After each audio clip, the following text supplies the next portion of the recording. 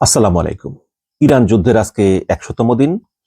যে Donald Trump বলেছিল যে প্রথম ৫ ঘন্টার ভিতরেই আমি ইরান দখল করে নিব, একদম প্রথমেই ধর্মীয় নেতা আয়াতুল্লাহ আলী খামেনি সহ ঊর্ধ্বতন অনেক নেতাকে হত্যা করেছে এবং তারপর তারা মনে করেছিল যে জনগণ রাস্তায় নেমে আসবে এবং সরকার পরিবর্তন করবে এবং নতুন মার্কিন সমর্থিত সরকার বসবে, যারা আমেরিকা এবং ইসরায়েলের কথায় উঠবে বসবে, তাদের কথাই শুনবে, তারা যা শিখায় যা করায় তাই শিখবে তাই করবে। কিন্তু কি হলো, যুদ্ধের ১০০তম দিন পার হয়ে গেল এবং এই ১০০তম দিনে আবারও নতুন করে যুদ্ধ শুরু হলো। কোনো যুদ্ধবিরতি কিছুই আর কার্যকর রইল না। আসলে যুদ্ধবিরতি এমনিতেও ছিল না, কিন্তু আপনারা তো জানেন যে ডোনাল্ড ট্রাম্পের কথায় কোনো মিল নেই। সে এখন এক কথা বলে একটু পর আরেক কথা বলে। তাকে সাংবাদিকরা জিজ্ঞেস করে যে তুমি কেন এখন এই কথা বলো, তখন ওই কথা বলো, মানে তোমার কেন ডিসিশন চেঞ্জ হয়? উনি হেসে বলেন যে আমি তো এমনই, আর তাছাড়া আহ, অনেক সময় আস্তে সিচুয়েশন চেঞ্জ হয়, সকালে মনে করি যে একটা, কিন্তু পরিস্থিতির কারণে হয়তো বিকালে আর একটা সিদ্ধান্ত হয়ে যায়। তাহলে দেখুন যে তারাও কতটা মানে দোটানায় আছে এবং কতটা কনফিউজড তারা ইরান যুদ্ধে গিয়ে। এখন এই গত রাতে ইরান অনেকগুলো মিসাইল ছুড়ে মেরেছে। আমরা বিভিন্ন গণমাধ্যমে দেখেছি, সিএনএন, আল জাজিরাতে দেখেছি আমরা যে ঝাঁকে ঝাঁকে মিসাইল ইসরায়েলের দক্ষিণাঞ্চলের দিকে যাচ্ছে, দক্ষিণ পশ্চিমাঞ্চল, যেখানে লড়াই করতেছে হিজবুল্লাহর সঙ্গে। এবং লেবানন একটি শান্তিপ্রিয় দেশ, সেই লেবাননে ইসরায়েল যা করতেছে, ইসরায়েলের কিন্তু শত্রু লাগবেই, রক্ত পিপাসা মেটাতে হবে। গাজায় ৭২,০০০ মানুষকে মেরেছে, ৭২,০০০। এই আমাদের এই আধুনিক যুগে, যেখানে আমরা মানবাধিকারের কথা বলি, যেখানে আমরা সাম্যের কথা বলি, সেখানে ৭২,০০০ মানুষ মারছে, সমস্ত পৃথিবী নীরব। এখন ওইটা শেষ, ওইটা আর কারো অবশিষ্ট নাই, যা আছে এগুলো হাড্ডি কঙ্কাল সার। আর এখন ধরছে লেবাননের, শুধু শুধু লেবাননে। মনে করেন আপনারকে বললো যে তুমি ২৪ ঘন্টার ভিতরে তোমার বাসা ত্যাগ করো, কই যাবেন আপনি? কোথায় থাকবেন? কে জায়গা দিবে? এরকম বলে আর হামলা চালায়। তো আমেরিকা এই যুদ্ধবিরতি ঘোষণা করার পরেও কিন্তু আমেরিকা বিভিন্ন জায়গায় টুকটাক হামলা চালায়। যেমন আমেরিকা ক্যাশ আইল্যান্ডে হামলা চালিয়েছে গত পরশুদিন। আবার আমেরিকা বিভিন্ন ইরানি জাহাজে বিভিন্ন ছোটখাটো হামলা চালায়। আমেরিকা এখনো ওই হরমুজ আটকে রাখছে। এই যে মুখে বলতেছে যে হরমুজ ছেড়ে দিবে, এই করবে সে করবে, আরে বাবা, যুদ্ধবিরতি চলতেছে, আলোচনা চলতেছে, কিন্তু দোষ দেয় ইরানকে, কিন্তু তারাও কিন্তু হরমুজ এখন আটকে রাখছে, যাতে ইরান কোনো তেল বিক্রি করতে না পারে। ট্রাম্প বলছিল যে হরমুজ আটকে রাখছি, এখন ইরান তেল বিক্রি করতে পারবে না, তাহলে ইরানের যে তেলের যে খনি থেকে তেল উপরে উপরে পড়বে। কিন্তু আজকে প্রায় ৪০ দিন হয়ে গেল, এখনো কিন্তু ওই তেল উপরে পড়তেছে না, এবং এই ট্রাম্প যা বলতেছে সবই মিথ্যা। যাই হোক, যুদ্ধ ফিরে আসি। এখন এই গত রাতে ইরান ঝাঁকে ঝাঁকে মিসাইল ইসরায়েলের দিকে মেরেছে।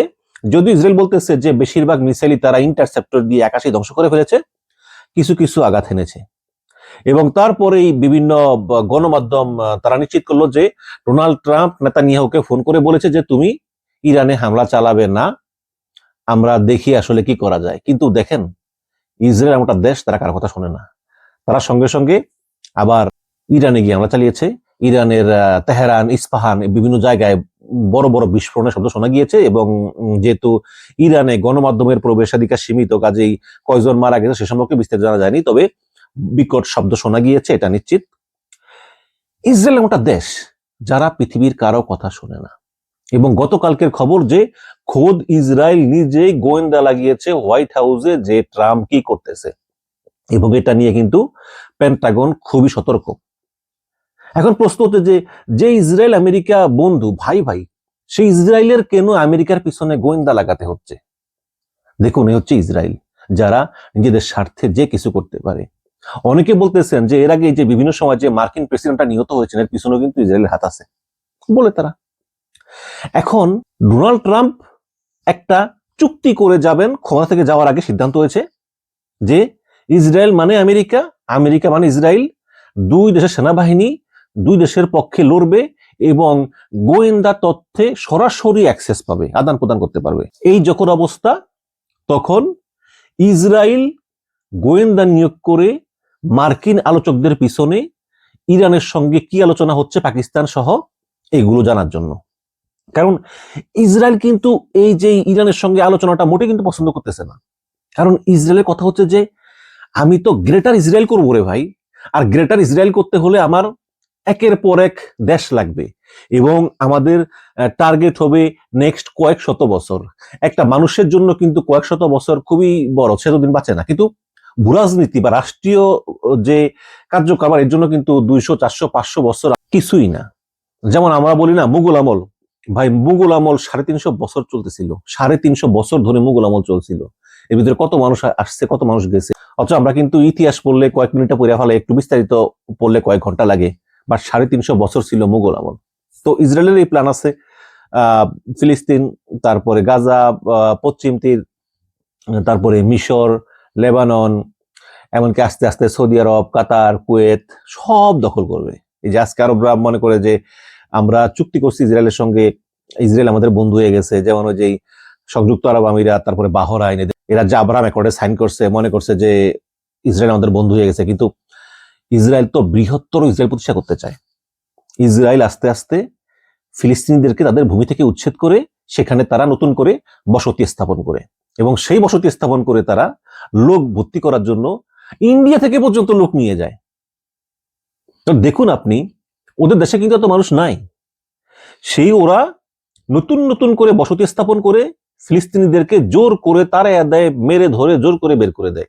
এমনকি একজন ফিলিস্তিনি মারা গেছে, তাকে কবর দিবে, সেখানে কবর দিতে দেয় না, বলে যে না এখানে কবর দিতে পারবা না, এই জমি আমাদের, আমরা নিয়ে নিব, আজও কালক তোমরা কবর অন্য জায়গায় দাও। পরে অনেক কষ্ট করে কোন জায়গায় নিয়ে কবর দিছে, নিজেদের জায়গায় নিজে থাকতে পারে না। এই তো আস্তে আস্তে ইসরায়েলের পরিকল্পনা হচ্ছে যে আশেপাশের সকল অঞ্চলকে গ্রাস করবে, সেটা আজকে না হোক, কালকে না হোক, অন্তত 100 বছর পরে, 200 বছর পরে করবে। এটা বৃহত্তর প্ল্যান আছে। তারা কেন আমেরিকার কথা শুনবে? আজকে চুক্তি, যুদ্ধবিরতি, এই বিভিন্ন কথা চলতেছে, যুদ্ধের 100 দিন। আপনারা দেখেছেন যে ইসরায়েল একটা কথা মেনেছে। তাহলে ইরান কোন ভরসা আলোচনা করবে? কোন ভরসায় ইরান আমেরিকার সঙ্গে আলোচনায় বসবে? আলোচনায় বসার পর থেকে ইসরায়েল তো কোনো কথাই মানতেছে না। ইসরায়েল শুধু আমেরিকার কথায় ইরানের উপর হামলা বন্ধ করছে, কিন্তু লেবাননে নির্বিচারে মানুষকে মেরে চলেছে। এখন দেখুন, হিজবুল্লাহ হচ্ছে ইরানের বন্ধু, এবং বিপদে আপদে হিজবুল্লাহ ইরানকে হেল্প করে ইরানের পক্ষে থাকে। ওদিকে ইয়েমেনে আছে হুতি বিদ্রোহীরা, তারাও ইরানের পক্ষে থাকে, এদেরকে বলো ইরানের প্রক্সি। এখন লেবাননে হিজবুল্লাহদের উপর এত হামলা চলতেছে, যদিও হিজবুল্লাহরা পাল্টা হামলা করতেছে, এবং এই লেবাননে কিন্তু অনেক ইসরায়েলি সেনা হতাহত হয়েছে। এটা আবার ইসরায়েল গোপন করে। ইসরায়েলের যদি কোনো সেনা মারা যায়, ইসরায়েল এটা বলে না, কারণ বললে হয়তো পাবলিক ক্ষিপ্ত হতে পারে, যেই তোমরা যুদ্ধ করতে গিয়ে আমাদের সেনা মারা যায়, যাতে ইসরায়েল জনগণ না জানে, এই জন্য তারা গোপন করে। কিন্তু দক্ষিণ লেবাননেও ইসরায়েল খুব একটা ভালো অবস্থানে নাই, সেখানে হিজবুল্লাহরা ভালো ফাইট করতেছে, কিন্তু নিরীহ মানুষজন প্রচুর মরতেছে উপর থেকে বোমা বর্ষণের কারণে। ইসরায়েলের সেনাবাহিনী কিন্তু ফেস টু ফেস যুদ্ধ করতে পারে না, উপর থেকে বোমা মারে, ওইটাই পারে ওরা, এবং ওটা ওরা ভালো করেই করে। এবং ক্ষেপণাস্ত্রের যে ওয়ার হেডে যে বিস্ফোরক থাকে, ওটা অনেক শক্তিশালী, ওটাতে অনেক কিছু ধ্বংস হয়ে যায়। এখন ইরান চিন্তা করলো যে আমাদের সঙ্গে চুক্তি হয়েছে বা আমাদের সঙ্গে যুদ্ধবিরতি হয়েছে, আমাদের ভূখণ্ডে আমেরিকা বা ইসরায়েল কেউ আক্রমণ করতে পারতেছে না, কিন্তু হিজবুল্লাহদের উপর যেভাবে নির্বিচারে হামলা চলতেছে, লেবাননে নিরীহ মানুষ মারা যাচ্ছে, এখন যদি আমরা চুপ করে থাকি তাহলে তো এটা একটা বেমানি হয়ে গেল। আমরা চুক্তি করব, শান্তিতে থাকবো, আর আস্তে আস্তে হিজবুল্লাহরা ধ্বংস হবে। এগুলোও কিন্তু আমেরিকার এক ধরনের চাল, যে আস্তে আস্তে ধরি। কারণ আমেরিকার প্ল্যান তো সাকসেস হয় নাই। আমেরিকা চেয়েছিল ভেনিজুয়েলার মতো মাদুরাকে যেমন সরিয়ে দিয়েছে, এমন করে এক রাতে সব শেষ হবে, কিন্তু এইভাবে যুদ্ধ দীর্ঘস্থায়ী হবে, ইরান টিকে যাবে, এবং এইভাবে এখন পর্যন্ত চলবে। হরমুজ হরমুজ বন্ধ আছে আজকে 100 দিন। এটা কখনোই আমেরিকা স্বপ্নেও ভাবেনি, এখন এটা হয়েছে। এখন ইসরায়েলের কথা হচ্ছে যে কোনো চুক্তি নাই, তোমার ইরানকে ধ্বংস করতেই হবে, কারণ এই অঞ্চলে প্রত্যেকটা দেশ আমার বসতা স্বীকার করেছে, শুধু ইরান ছাড়া। কাজেই ইরানকে ধরতেই হবে। এই ইরান থাকলে কখনোই আমরা শান্তি পাবো না, আমরা যা খুশি তা করতে পারবো না। কিন্তু আমেরিকার যেহেতু বিশ্ব শান্তির কথা ভাবতে হয়, বিশ্ব দেশের কথা ভাবতে হয়, কাজে আমেরিকা চাচ্ছে যে আপাতত যা হয়েছে একটা চুক্তি ইরানের সঙ্গে হোক, ভবিষ্যতে আবার আমরা নতুন প্ল্যান করব। কিন্তু এটা আবার ইসরায়েল মানবে না, এবং ইসরায়েল কখনোই কিছু মানে না। এবং আপনারা সবাই জানেন যে যদি ইসরায়েলের উপর মার্কিন সাপোর্ট না থাকতো, তাহলে কিন্তু ইসরায়েল টিকতে পারতো না। ছোট দেশ, জনসংখ্যা মাত্র 70-80 লাখ, তারা কিভাবে টিকবে, তাই না? কিন্তু সবসময় আমেরিকা সাপোর্ট দিয়েই যাচ্ছে। এবং সবচেয়ে বড় কথা হচ্ছে যে সমস্ত পৃথিবীতে যে বড় বড় ইহুদি লবিস্টরা আছে, তারা এতই প্রভাবশালী যে ইসরায়েলের বিরুদ্ধে গিয়ে কোনো মার্কিন প্রেসিডেন্টের ক্ষমতায় টিকে থাকা সম্ভব না। শুধু আমার জানা মতে নিকট অতীতে বারাক ওবামা তিনি ইসরায়েলকে মনে মনে একেবারে পছন্দ করতেন না, কিন্তু যেহেতু তিনি প্রেসিডেন্ট, কাজেই তিনি সীমিত আকারে তাও ইসরায়েলকে সমর্থন করতে বাধ্য হয়েছিলেন, সহায়তা দিতে বাধ্য হয়েছিলেন, কিন্তু মনে মনে তিনি পছন্দ করতেন না। আমার খেয়াল আছে একবার নেতানিয়াহু আসছিল আমেরিকাতে, তিনি বিভিন্ন মার্কিন নেতাদের সঙ্গে দেখা করেছেন, তিনি সংসদের স্পিকারের সঙ্গে দেখা করেছেন। তো পরে সাংবাদিকরা বারাক ওবামাকে প্রশ্ন করেছিল যে নেতানিয়াহু আসছে আপনি জানেন? বারাক ওবামা বলে জানি, আমার শেষকৃত্য অনুষ্ঠানে যোগ দিতে আসছে, মানে মজা করে বলেছিলেন আর কি। এবং সেইবারই একবার প্রথম আমেরিকা তার ইতিহাসে প্রথম জাতিসংঘের সিকিউরিটি কাউন্সিলে ইসরায়েলের বিরুদ্ধে ভোট দিয়েছিল। তো এ হচ্ছে কি অবস্থা। এখন ইসরায়েল এমনটা দেশ যারা কারো কথা শোনে না, কারো কথা মানে না, সমস্ত পৃথিবীতে এ একটা দেশ, ছোট দেশ হয়েও সমস্ত বিশ্বের উপর ছড়ি ঘোরায়, এবং এই আমেরিকা তার সুযোগ করে দেয়। এখন সমস্ত বিশ্ব চুপ করে দেয়, দেখতেছে, চীন দেখতেছে, রাশিয়া দেখতেছে যে দেখি তোরা কি করে, ইউরোপ দেখতেছে যে দেখি আমেরিকা কি করে।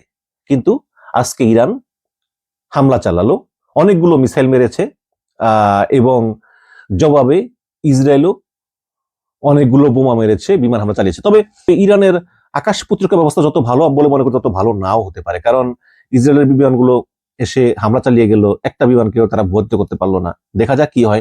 ইরান হামলা চালিয়েছে, আবার ইসরায়েল হামলা চালিয়েছে। এখন যদি আবার আজকে রাতে ইরান অনেকগুলো ক্ষেপণাস্ত্র ইসরায়েল আবার মারে, তাহলে কিন্তু ফুল রেঞ্জে যুদ্ধ আবার শুরু হয়ে যাবে। কারণ ইসরায়েল যাই করুক না কেন, যত বাধ্যই হোক না কেন, যখন ইসরায়েল ফুল রেঞ্জে যুদ্ধ শুরু করবে, তখন আমেরিকার আবার ওই ইসরায়েলকে সাপোর্ট দিতে যাওয়া লাগবে। কারণ ইসরায়েলের বিরুদ্ধে গিয়ে কোনো মার্কিন প্রেসিডেন্ট টিকতে পারবে না, এটা ট্রাম্প ভালো করেই জানে। এবং ট্রাম্পের এই পুনর্নির্বাচনের পিছনে ইসরায়েলি লবিস্টদের বিলিয়ন বিলিয়ন ডলার ব্যয় আছে। একটা নির্বাচন করতে বহু টাকা খরচ, এটা পাইবে কই, তাই না? তো এই হচ্ছে কি অবস্থা, আমরাও দেখি। তবে যাই হোক না কেন, ইরান কিন্তু কোনোদিন নতি স্বীকার করবে না। এবং এই ইরান আগের চাইতে অনেক শক্তিশালী, অনেক পরীক্ষিত, সোনা পুরে পুরে খাঁটি হয়, ইরানও খাঁটি হয়ে গিয়েছে। এবং এই যুদ্ধ চলতেই থাকবে, বিশ্ব অর্থনীতি ধ্বংস হতে থাকবে। যদি এই ইসরায়েল আবার হামলা চালায়, ইরান আবার হামলা চালায়, তাহলে কিন্তু ইরান এই মধ্যপ্রাচ্যের, যেমন এই ইরান ক্ষেপণাস্ত্র মারার পরে ইরানের যে IRGC, Islamic Revolutionary Guard Corps, তারা কিন্তু বলেছে যে যদি ইরানে পাল্টা হামলা চালানো হয়, তাহলে সমস্ত মধ্যপ্রাচ্যে আগুন জ্বলবে। এবং এই ভয়ে কিন্তু সিরিয়া এবং ইরাক অলরেডি তাদের আকাশ সীমা বন্ধ করে দিয়েছে। এবং খুব শীঘ্রই হয়তো এই কুয়েত, কাতার, আরব আমিরাত, বাহরাইন, সৌদি আরব, এসব জায়গায় হয়তো ইরান পাল্টা হামলা করতে পারে। হয়তো সৌদি আরবে নাও করতে পারে, কাতারে নাও করতে পারে, হয়তো আবুধাবি, তারপরে শারজাহ, এসব জায়গায় করতে পারে, দুবাইতে করতে পারে, বাহরাইনে করতে পারে, কারণ এগুলো তো আবার ইসরায়েলের খুবই ক্লোজ। কাজেই ফুল রেঞ্জে আবার যুদ্ধ ব্যাপক হারে শুরু হয়ে যেতে পারে। কাজেই এখন দেখা যাক কি হয়। অলরেডি এক দফা হামলা হয়ে গিয়েছে এবং আমরা অপেক্ষায় আছি। আগামী 24 ঘন্টা খুবই গুরুত্বপূর্ণ। আপনাদেরকে নতুন আপডেট আমি দিতেই থাকবো। সে পর্যন্ত ভালো থাকবেন। আল্লাহ হাফেজ, আসসালামু আলাইকুম।